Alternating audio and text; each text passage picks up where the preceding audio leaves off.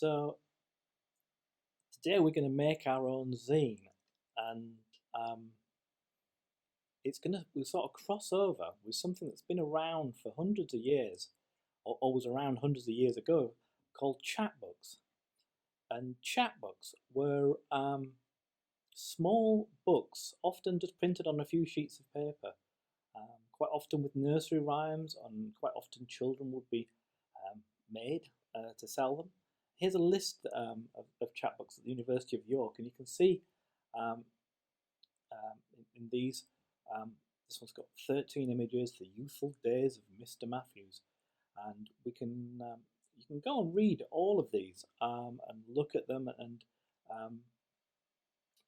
there's a really good one I liked about the Lambton Worm, a legendary tale, and this was I can't remember, it was somewhere not too far away from here, I don't think, where a worm-like beast lived in or near the river.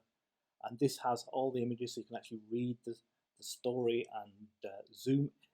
There's some high-quality images, so you can actually zoom in, and you can see and download this, and you can see the horse in the background. It's not really bothered. But zines have always been used as sort of self-publishing. The punk movement, it was part of spreading the words about punk bands. And there's libraries here. This is a brilliant one made by scientists, where zines are used to explain small concepts or ideas. So we've got insects in here, and scientists and kids have made zines, and you can go and look at these for. Let's have a look at ants. Hopefully we can look at ants. Which one can we look at?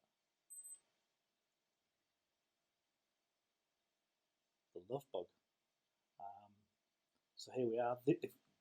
Were you to print this out and carefully fold it, it would turn into a small booklet that you could print on one sheet of paper. And of course, one of my favourite ways to make a zine is to do it by hand with a pen on a piece of paper. And this this video here shows how to fold your paper into 8 pieces, cut down the middle, and then fold it so it makes a booklet. But if you wanted to have a go digitally, I made a tool here for making zines, and this is just a black and white tool. And the idea here is, if I was to draw on the front here, can you see it puts it onto the piece of paper in the right place. So if I was to write number 4 on page 4, you would see it's over here, so that you don't have to. You can use a digital tool to sort of create something that you might choose to colour in, so you could do multiple prints of this. But now, I was quite proud of this tool, but there's a crazy tool called the Electric Zine Maker, which is so much fun. It's for Mac and Windows, and if I run it up now, it has a potato to help you. And you click on which page you want to edit. You have these crazy tools here, such as pen. I might choose, I want a nice purple over here. And let's say I want to do a nice big purple area here. I think there is a fill tool, colour fill, there we go. So I might choose a slightly different colour fill, put that there.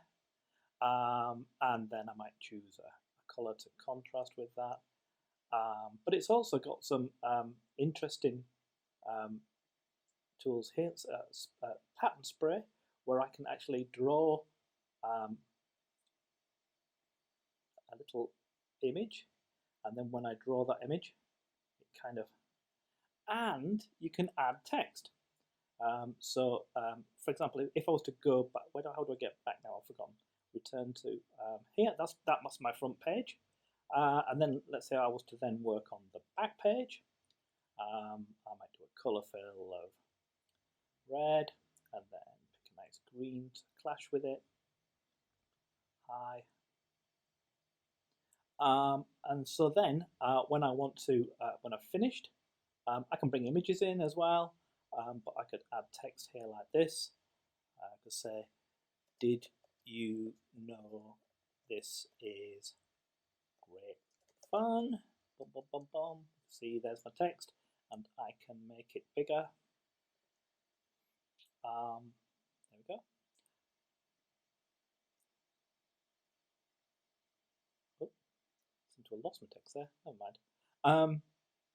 But I probably didn't save on the way out. So now, when I'm finished, I just need to check, is it this one? Save and return to menu. I hope it's not that one. Where's? Here we go. Over here. I told you it's crazy. I want to export this as a PDF. I want it to be A4 because that's what size my letters are. And I'll call this my zine.pdf. There. So I can now leave this. Remember, the potatoes helping me. So I can now look on my desktop and find my zine. It's a file now that's all laid out correctly. That when I print out, you can see it's got the dotted line here for me to cut it, and it's ready to make a zine or a chapbook, whatever you want. Lots of fun. Really like those that application.